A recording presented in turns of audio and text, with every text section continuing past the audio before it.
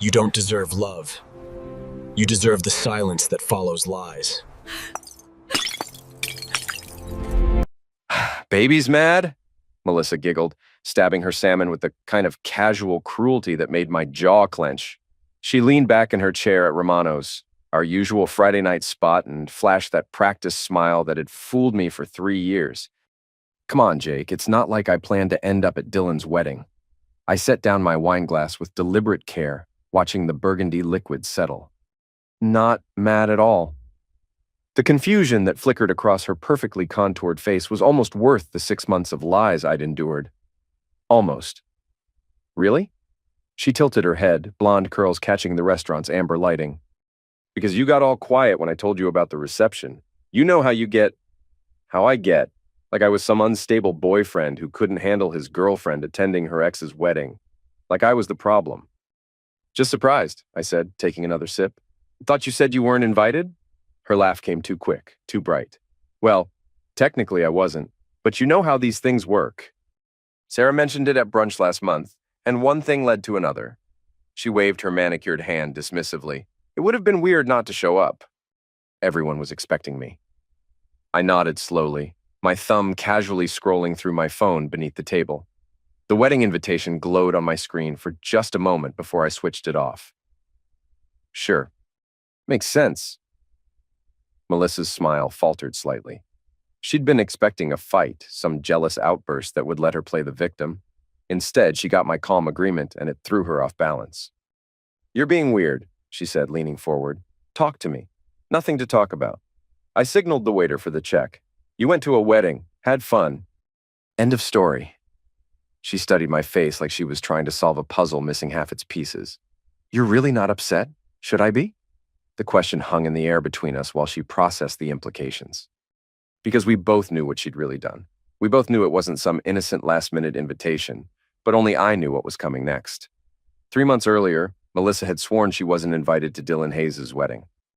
She'd made a whole production of it during one of our lazy Sunday mornings, sprawled across my couch in yoga pants, scrolling through Instagram with the kind of focused intensity other people reserve for job interviews. God, look at this, she'd said, showing me Dylan's engagement photos. Remember him? My ex from college? I remembered. Dylan Hayes, heir to some construction fortune, the guy she'd dated for 2 years before we met. She mentioned him just enough to keep him relevant, but not enough to seem obsessed. A delicate balance she'd perfected. Nice photos, I'd said, not really looking. Yeah, well, good thing I'm not invited to this circus. She'd laughed, but there was something hollow about it. Can you imagine how awkward that would be? I'd agreed, kissing her forehead, thinking nothing of it. Jake Lawson, trusting boyfriend, secure in his relationship, completely blind to the careful web of lies being spun around him.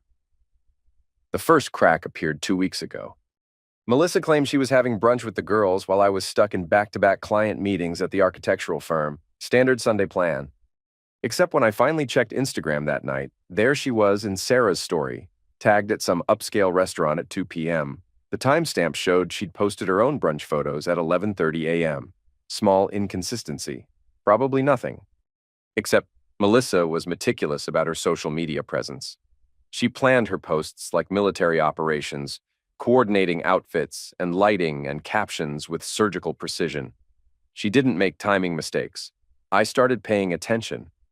The second crack came during a casual conversation about weekend plans. She mentioned running errands Saturday afternoon, maybe hitting the mall, nothing specific. But her phone buzzed with a text while she was in the shower, and the preview showed enough to make me pause. Dress fitting at 3? Don't be late. Rachel. Melissa didn't have any friends named Rachel. I could have confronted her then. Could have asked direct questions, demanded honest answers, had the kind of uncomfortable conversation that either strengthens relationships or destroys them. Instead, I chose patience. Because I'd learned something about Melissa over our 3 years together. She couldn't resist showing off. If she was up to something significant, she'd eventually need an audience for it. And when that moment came, I wanted to be ready. The pieces fell into place at Thompson & Associates' quarterly networking mixer 2 weeks ago. I was nursing a scotch and suffering through small talk with potential clients when a woman approached me near the bar. Excuse me, are you Jake Lawson? I turned to find an attractive brunette in her late 20s, confident smile, designer dress that screamed money but not desperation. That's me, Rachel Ford. I think you know my cousin's ex-girlfriend. My heart rate picked up, but I kept my expression neutral. Oh? Melissa Grant. She mentioned she was dating an architect named Jake. Rachel's smile had an edge to it that made me instantly alert. I'm in town for my cousin Dylan's wedding next weekend. Small world, right? I set my drink down carefully. Very small. She seems nice. The pause before nice spoke volumes. Dylan's told me quite a bit about her. All good things, I hope. Rachel's laugh was sharp as broken glass. Let's just say she's made quite an impression on the family. We talked for another 10 minutes, dancing around the obvious while sizing each other up. Rachel was smart, perceptive, and clearly had her own reasons for disliking Melissa. When she finally excused herself, she handed me her card. It was lovely meeting you, Jake. I hope our paths cross again soon. I knew an opening when I saw one. The text I sent that night was simple. Jake Lawson from the Mixer. Would you be interested in grabbing coffee this week? Her response came within minutes. I'd love to. I have a feeling we have a lot to talk about.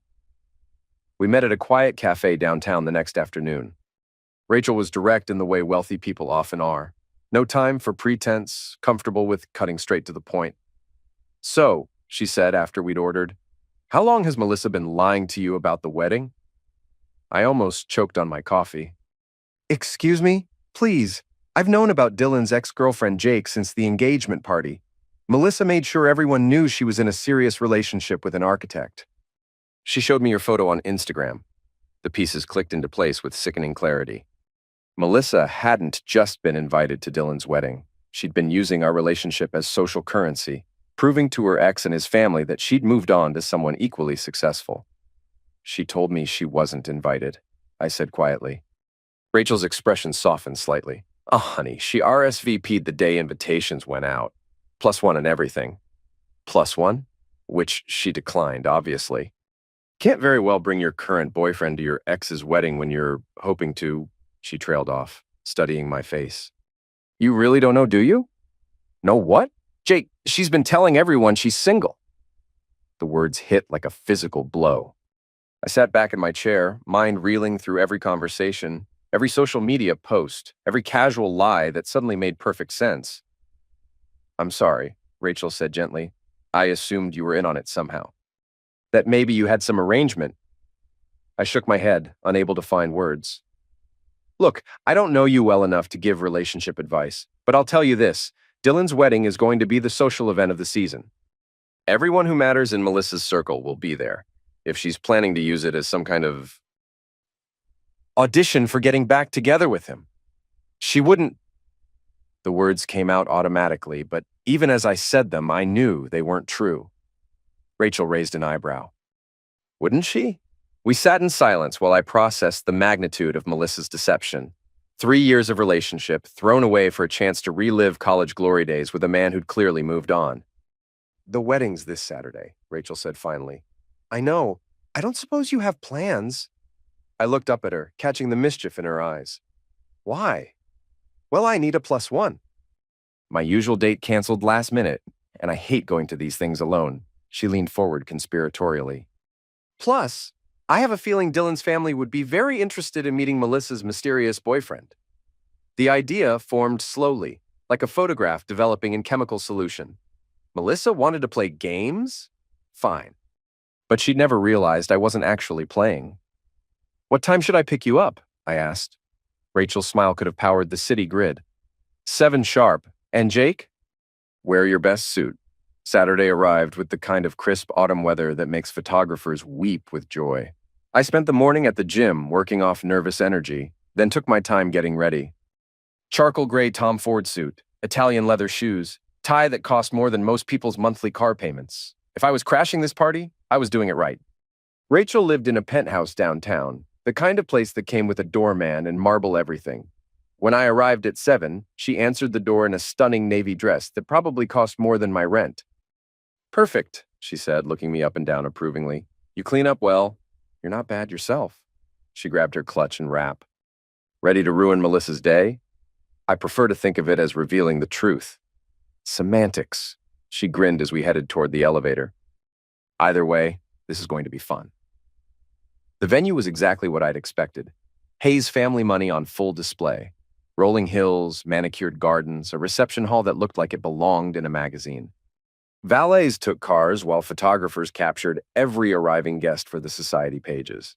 We timed our entrance for maximum impact.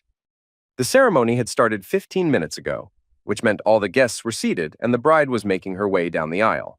Perfect moment for a late arrival to draw attention. Rachel took my arm as we approached the entrance, and I could feel my heart hammering against my ribs. This was it. Point of no return. Second thoughts? Rachel whispered. Not even close. The ushers directed us toward the back rows, but Rachel shook her head with practiced authority. Family, she said simply, and suddenly we were being escorted toward the front section reserved for the Hayes clan.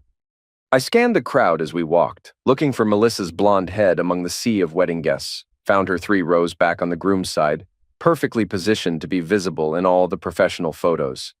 She was wearing a rose gold dress that probably violated every unwritten wedding guest rule, but looked stunning on her. She was also completely focused on Dylan at the altar, watching him with the kind of raw longing that made my chest tight with anger and something that might have been grief. Rachel squeezed my arm as we settled into our seats. There, she whispered, nodding toward Melissa. Front row seats to the show. The ceremony itself was beautiful, all sunset lighting and heartfelt vows that should have meant something to me but felt distant, like watching a movie. I was too focused on the back of Melissa's head, waiting for the moment she'd turn around and see me. It came during the recessional. Dylan and his new wife were making their way back up the aisle, beaming at their guests, when Melissa turned to applaud. Her eyes swept across the crowd in that casual way people do at weddings, taking in faces, probably planning her photo opportunities for the reception. And then she saw me. The expression on her face was worth every second of planning, every moment of doubt, every sleepless night wondering if I was making a mistake. Pure shock, followed immediately by panic, followed by a desperate attempt to rearrange her features into something resembling composure. Our eyes met across the rows of wedding guests, and I smiled. Not a cruel smile, not triumphant, just calm acknowledgement, like running into an old friend at the grocery store. Her mouth fell open slightly before she snapped it shut. Rachel noticed the exchange and leaned closer. I think she's trying to figure out if she's hallucinating. Give it a minute, I murmured. The real confusion hasn't started yet. As the wedding party filed out, guests began standing and chatting, the formal structure dissolving into social chaos, perfect cover for what came next. Jake, Dylan's father, appeared at my elbow, hand extended in greeting. Bill Hayes, Rachel's told us so much about you. I shook his hand firmly, aware that Melissa was close enough to overhear. Pleasure to meet you, sir. Beautiful ceremony. Isn't it just... Bill beamed with paternal pride. And Rachel tells me you're an architect? Fascinating work. We'll have to chat more at the reception. From the corner of my eye, I could see Melissa frozen in place, staring at us with the kind of expression usually reserved for natural disasters or tax audits. I'd love that, I said, loud enough for her to hear clearly. Rachel's been wonderful company. I can see where she gets her charm.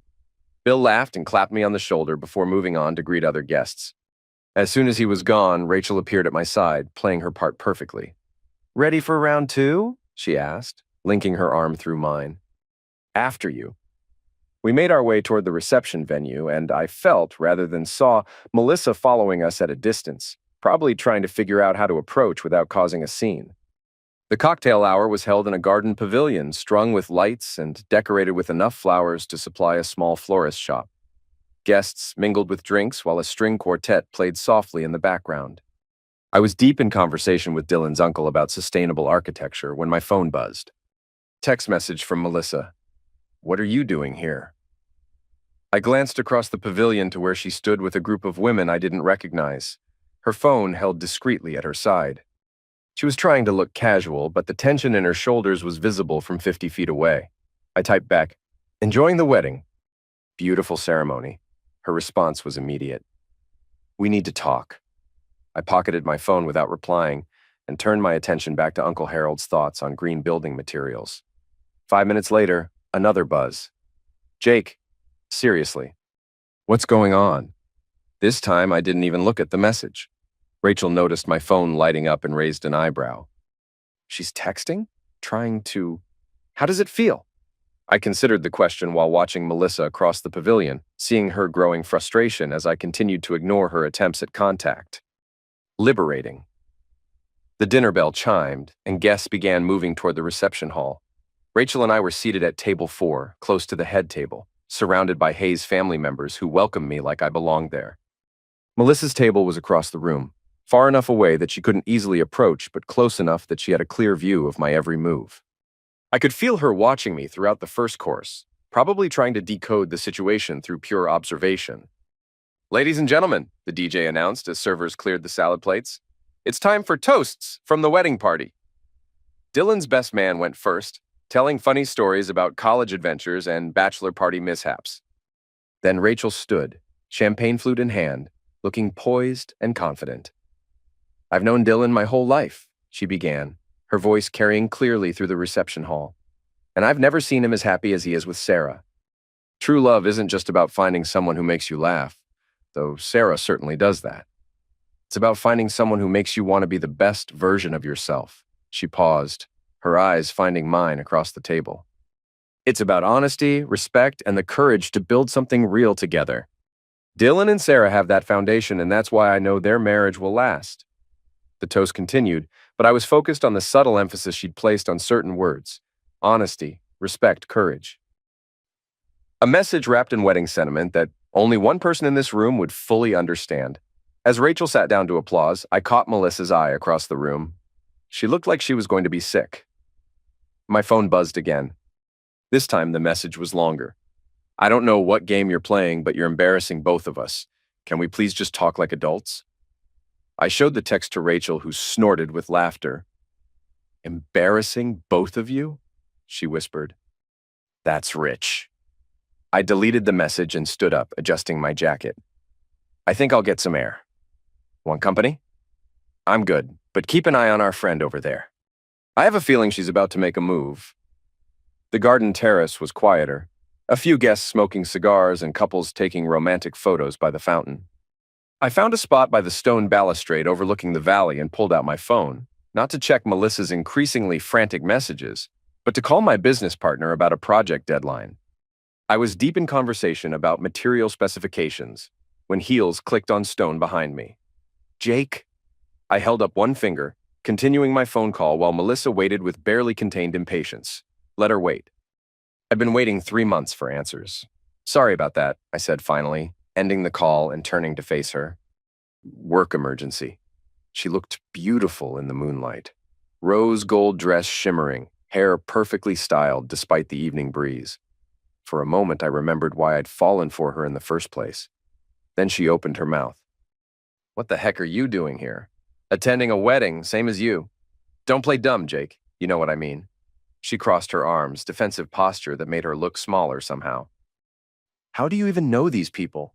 "I met Rachel at a networking event. She needed a date. I was available.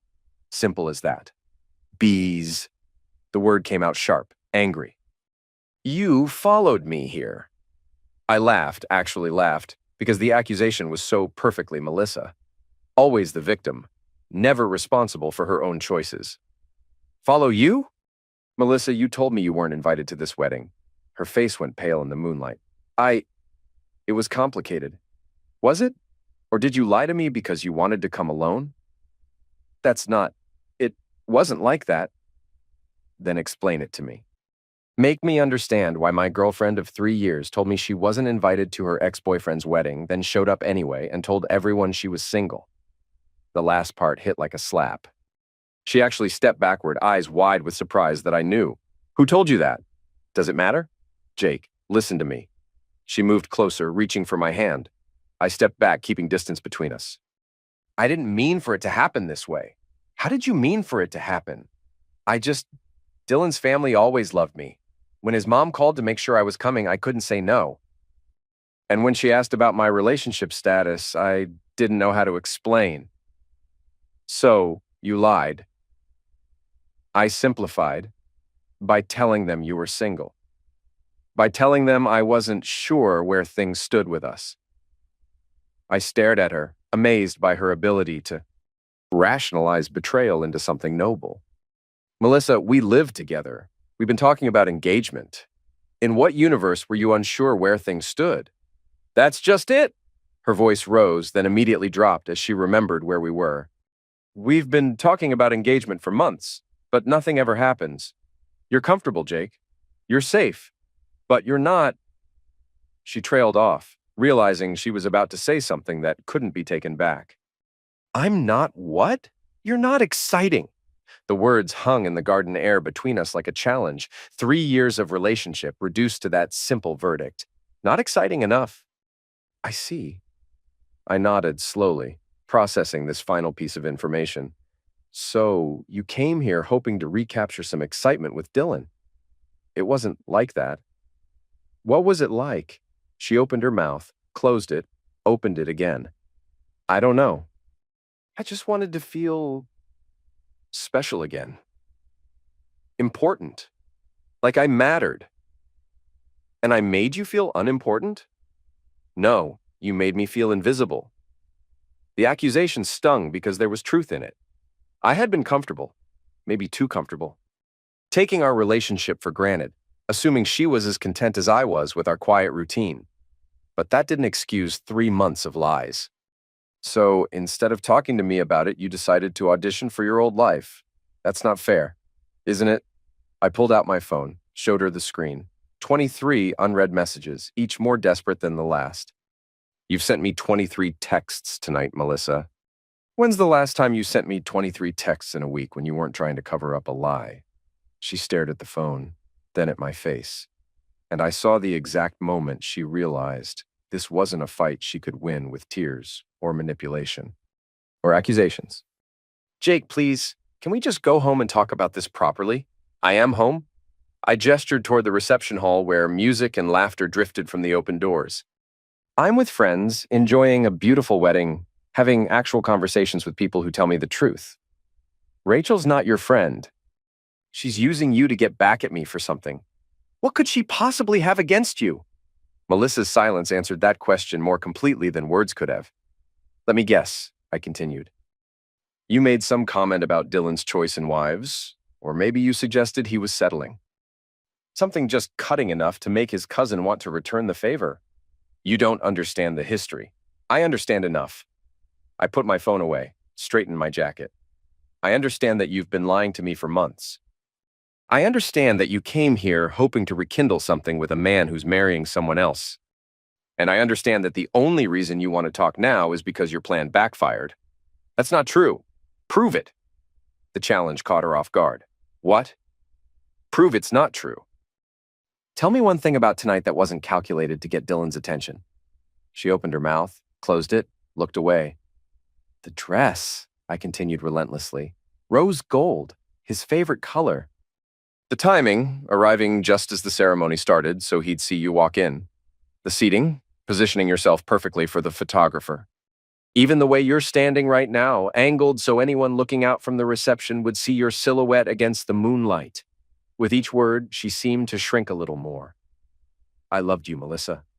For 3 years, I loved you completely, but you threw that away for a fantasy. Jake, I'm going back inside now.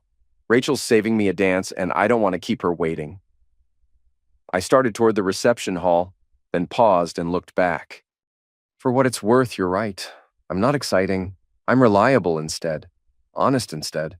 I thought that mattered to you, but I was wrong. I shrugged. Dylan's exciting, though. Hope it works out the way you planned. I left her standing by the fountain and went back to the party. The rest of the evening passed in a blur of conversations, dancing, and carefully orchestrated revenge. Rachel was a perfect partner in crime, introducing me to family members, including me in group photos, making sure I was visible in all the social media posts that would haunt Melissa's carefully curated online presence. Every time I glanced toward Melissa's table, she was staring, not at Dylan, who was busy being a groom, but at me, watching me laugh with Rachel, dance with Dylan's grandmother, chat easily with people who welcomed me like family. The text kept coming throughout the night. Please don't do this. We can work this out. I made a mistake. I love you. Jake, answer me. This is ridiculous. Fine, be childish. I'm sorry, okay? I'm sorry. Each message showed a different stage of grief. Denial, anger, bargaining, depression. I watched the progression with clinical interest, like studying a psychological case study. By the time the band announced the last dance, Melissa had progressed to acceptance. Her final text of the night was simple. I understand why you're angry. When you're ready to talk, I'll be waiting. I deleted it with the rest and asked Rachel to dance. This has been the most fun I've had at a wedding in years, she said as we swayed to some romantic ballad. Thank you for letting me be part of your revenge plot. Thank you for making it possible. What happens now? I looked across the dance floor to where Melissa stood alone by her table, purse clutched in white-knuckled hands, watching us with the kind of desperate intensity that would have made me feel guilty a week ago. Now she learns that actions have consequences. And you? What do you learn? The question caught me off guard. What do you mean? Well, you just blew up a 3-year relationship in spectacular fashion. That has to feel like something. I considered this as the song wound down. What did it feel like? Relief, certainly. Satisfaction at seeing Melissa's careful plans crumble. But underneath those surface emotions was something deeper, something that felt like freedom. I learned that I'm done settling, I said finally. Rachel smiled. Good lesson. As the music ended and guests began gathering their things, I noticed Melissa making her way across the dance floor toward us. Time to go. Ready for the grand exit? Rachel asked. After you. We made our way through the crowd, saying goodbyes to Dylan's family, accepting invitations to future events, playing the part of the happy couple until the very end. I could sense Melissa behind us, trying to catch up without running, trying to intercept us without causing a scene. We made it to the valet station before she finally caught us. Jake, wait! I turned, not surprised to see her breathless and slightly desperate looking. The perfect facade had finally cracked. Rachel, could you give us a moment? Melissa asked with forced politeness. Actually, I think Jake and I should be going, Rachel replied smoothly. Long drive back to the city. Please, just 5 minutes. I looked at Melissa, really looked at her, for the first time all evening. The girl I'd loved for 3 years, reduced to begging for scraps of attention from a man she'd systematically betrayed. There's nothing left to say, Melissa. That's not true. We have history. We have a life together. We had a life together. Past tense. The valet brought Rachel's car around, and I opened the passenger door. Enjoy the rest of your evening. Jake. But I was already getting in the car, closing the door on 3 years of relationship and months of lies. Through the window, I watched Melissa standing alone in the circle of light cast by the venue's entrance. Still beautiful, still perfectly dressed, but somehow diminished. You okay? Rachel asked as we drove away. Yeah, I was surprised to realize it was true. I really am. Sunday morning brought 17 missed calls and a voicemail box full of messages I didn't bother to play. I deleted them all and went for a run, enjoying the autumn air and the strange lightness that came with having nothing left to lose. Melissa was sitting on my front steps when I got back. She looked terrible. Yesterday's makeup smudged, hair unwashed, still wearing the rose gold dress that had looked so stunning 12 hours ago. Now, it just looked like costume from a play that had closed. We need to talk, she said as I approached. No, we don't. Jake, please, I know you're angry, but we can fix this. I stopped in front of her, keys in hand. How? I'll tell Dylan's family the truth. About us. About my reasons for being there. I'll make it right. And then what? Then we go back to normal. We move forward. I almost laughed. Melissa, there is no normal. There's no moving forward. You showed me exactly who you are last night, and I believe you. I made a mistake. You made a series of calculated choices over 3 months. You lied to me repeatedly. You used our relationship as social currency. And when you got caught, you tried to make me the villain. I shook my head. That's not a mistake. That's character. She stood up, and I could see her shifting tactics, moving from contrition to manipulation. So that's it? 3 years down the drain because I went to a wedding? Because you went to a wedding as a single woman, hoping to seduce a married man? I never... Melissa, stop. Just stop. I was tired suddenly, exhausted by the whole performance. You're not sorry you lied. You're sorry you got caught. You're not heartbroken about our relationship. You're embarrassed that your plan didn't work. That's not true. Prove it. Again, the challenge she couldn't meet. She opened her mouth, closed it, looked away. I need my key back. The words hit her like a physical blow. Jake, My key. Now. With shaking hands, she fumbled in her purse and pulled out my spare key, the one I'd given her after 6 months of dating when things were still new and hopeful. I never meant for this to happen, she said as she placed it in my palm. Yes, you did. You just meant for it to happen differently. I walked past her to my front door, then paused with my hand on the knob.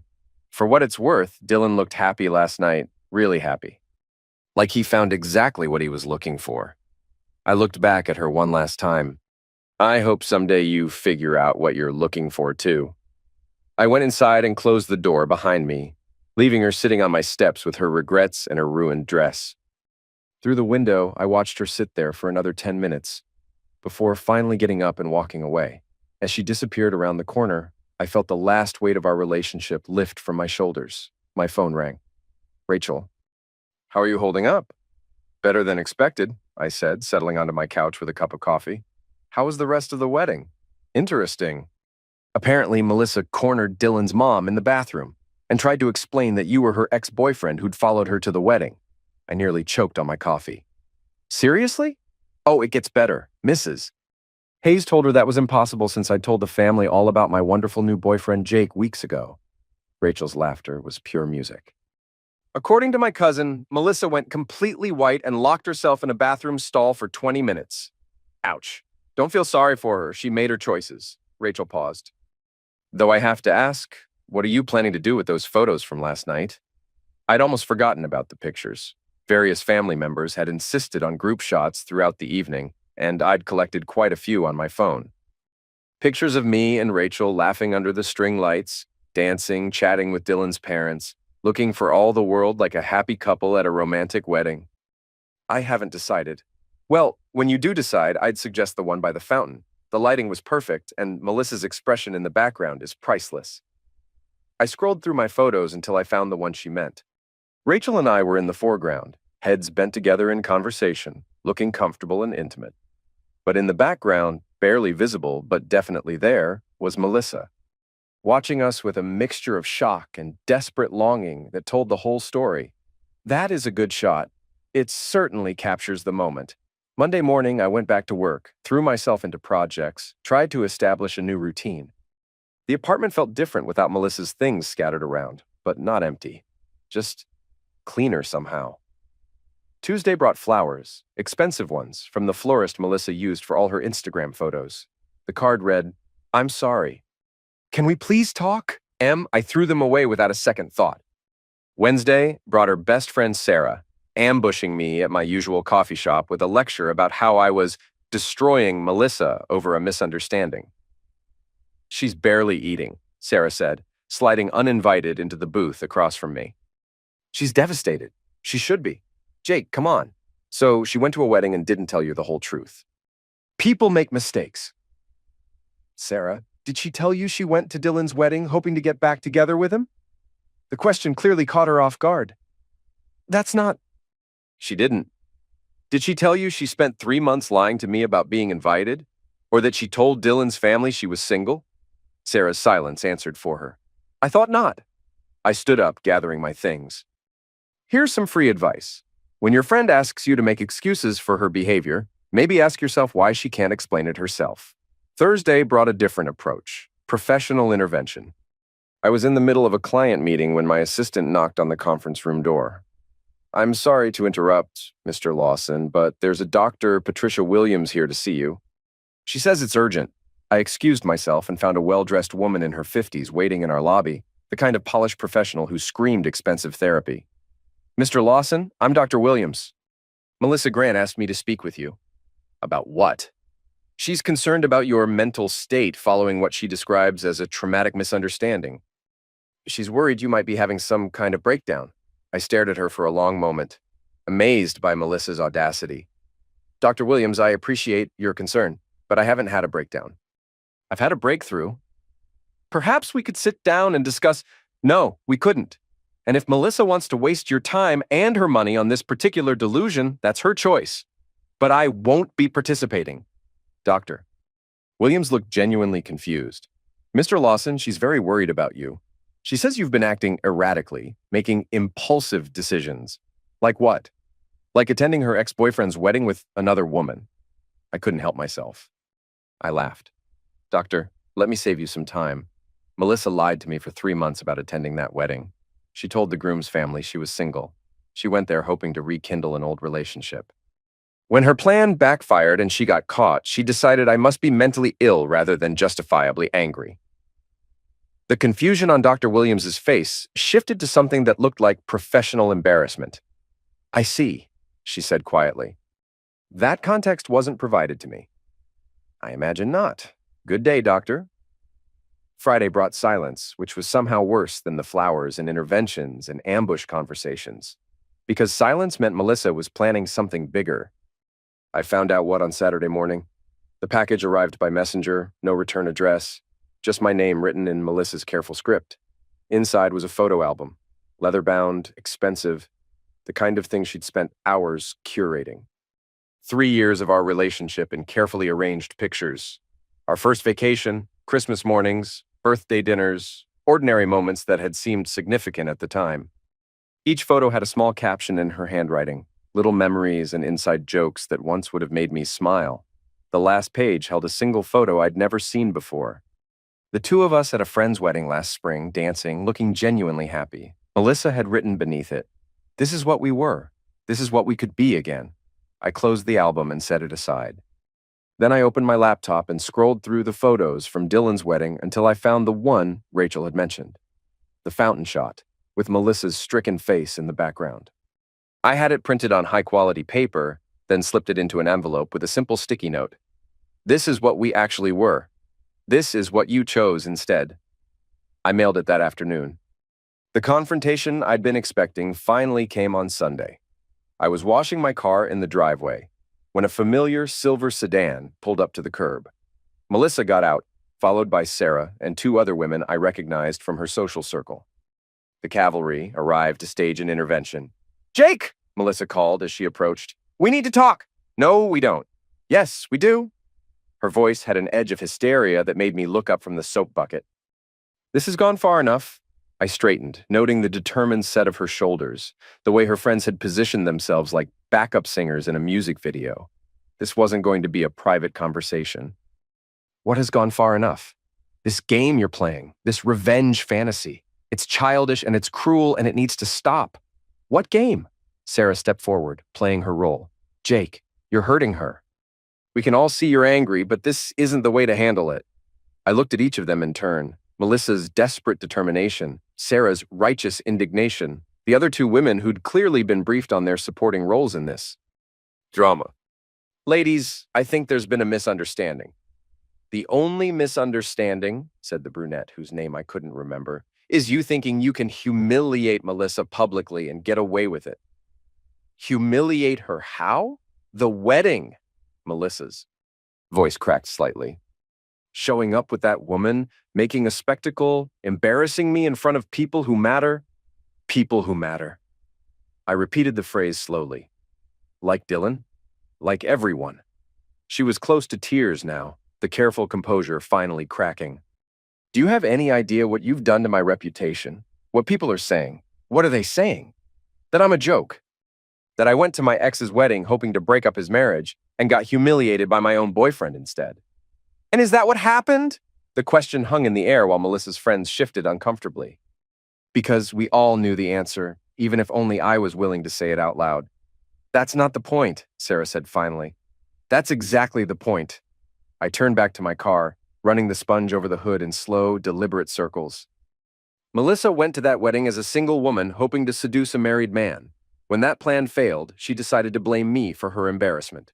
"You followed her there," the brunette protested. I was invited by the maid of honor. Conveniently. I paused in my washing and looked up at them. You know what? You're right. It was convenient. Almost like the universe was giving me a chance to see who my girlfriend really was when she thought no one was watching. "Jake," Melissa said quietly, "I made a mistake. People make mistakes." "No, Melissa, you made a choice. Multiple choices over multiple months, all designed to deceive me while you pursued another man." I stood up, car forgotten. "The only mistake you made was getting caught." "That's not true. Prove it." For the 3rd time in a week, she couldn't meet that challenge. I love you, she said instead, tears starting to fall. Doesn't that count for anything? You love the idea of me, the safe backup plan, the guy who will be waiting when your exciting adventures don't work out. I shook my head. But that's not love, Melissa. That's convenience. You're being cruel. I'm being honest. For the first time in months, I'm being completely honest. Sarah stepped forward again, trying to regain control of the narrative. Jake, we all know you're hurt. I'm not hurt, I interrupted. I'm relieved. The words stopped all of them cold. Relieved that I finally know who I was dating. Relieved that I found out before I wasted any more time. Relieved that I don't have to pretend this relationship was something it never actually was. We were happy, Melissa whispered. You were comfortable. There's a difference. I picked up the hose and started rinsing soap off the car, the sound of water hitting metal filling the silence. What do you want from me? Melissa asked finally. Nothing. Absolutely nothing. There has to be something. Some way to make this right. I turned off the hose and looked at her directly. Melissa, you can't make this right. You can't undo 3 months of lies. You can't unexpress the contempt you showed for our relationship. You can't unfeel whatever you felt when you saw Dylan at that altar. I was confused. You were calculating. You mapped out every detail, from the dress you wore to the seat you chose to the story you told his family. The only thing you didn't calculate was the possibility that I might find out. The truth of it settled over the group like a heavy blanket. Even her friends were starting to look uncomfortable with the conversation. So what happens now? Sarah asked. Now you all go home and let me finish washing my car in peace. I turned the hose back on. Melissa knows where I stand. If she chooses to keep disrupting my life with flowers and interventions and amateur therapy sessions, that's her decision. But it won't change anything. Jake, Melissa started. Goodbye, Melissa. I went back to washing my car, ignoring the hushed conversation happening behind me. After a few minutes, I heard car doors slam and the sedan pull away. When I looked up, they were gone. 3 weeks passed in blissful silence. I settled into a new routine. Work, gym, occasional dinners with friends who'd always been more mine than ours anyway. The apartment felt like home again instead of a set waiting for Melissa's next performance. Rachel and I had coffee twice, discovering we actually enjoyed each other's company beyond our shared revenge plot. Nothing romantic, just the easy friendship of two people who'd survived a dramatic evening with their dignity intact. I was beginning to think the Melissa chapter of my life was finally closed. Then the photos arrived, not delivered this time, but posted. Melissa had apparently decided that if private reconciliation wasn't working, public pressure might. She'd created an Instagram story that was part confession, part accusation, part plea for sympathy. Screenshots of our old text conversations, carefully edited to remove context. Photos of us together with captions about 3 beautiful years and 1 terrible misunderstanding. A video of her crying in her car, explaining how her mental health crisis had led to poor decisions and begging for forgiveness and a second chance. The whole production was masterfully done, designed to cast her as the repentant girlfriend and me as the vindictive ex who was refusing to forgive a simple mistake. It would have worked perfectly if she hadn't made one crucial error. She'd included our photo from the spring wedding, the one she'd captioned in her album as what we were, what we could be again. Except in the Instagram version, she'd changed the caption to "True love forgives everything." The problem was that I'd posted the same photo myself 8 months ago with a completely different story about that night. A story that mentioned Melissa spending most of the reception texting someone and leaving early for a work emergency that turned out to be drinks with Dylan, who was in town for business. The internet has a long memory, and the contradiction was noticed within hours. Comments started pouring in, but not the sympathetic ones Melissa had been hoping for. People who'd followed our relationship online for years began connecting dots, remembering other inconsistencies, other times when Melissa's stories hadn't quite added up. By evening, #Melissa Grant was trending locally, but not for the reasons she'd intended. I watched the whole meltdown unfold from my couch, eating takeout Chinese and marveling at the perfect self-destruction of someone who'd finally outsmarted herself. My phone rang. Rachel. Are you seeing this? Hard to miss. She's deleting everything now, but screenshots are forever. Rachel sounded almost impressed. I have to hand it to her. When Melissa self-destructs, she really commits to the process. I almost feel sorry for her. Almost? Almost. We talked for another few minutes before Rachel had to go. After hanging up, I scrolled through the social media carnage one more time, watching 3 years of careful image curation crumble in real time. Then I deleted Instagram from my phone and went to bed.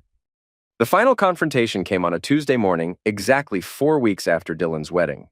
I was at my favorite coffee shop reading the news on my tablet when Melissa appeared across from me like a ghost.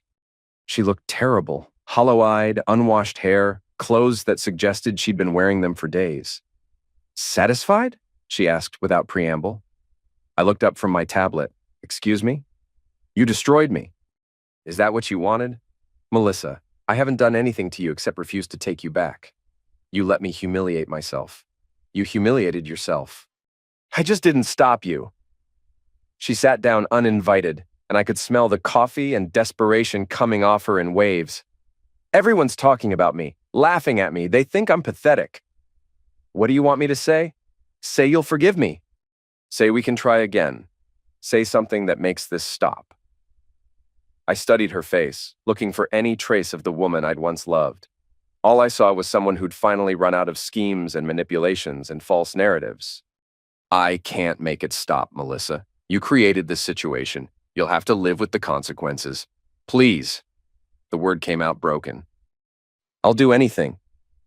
There's nothing you can do. There has to be something." I closed my tablet and really looked at her for the first time in a month. Beneath the desperation and exhaustion, there was something else. Something that looked almost like genuine regret. "You want to know what you can do?" I asked quietly. "Yes. Learn from this.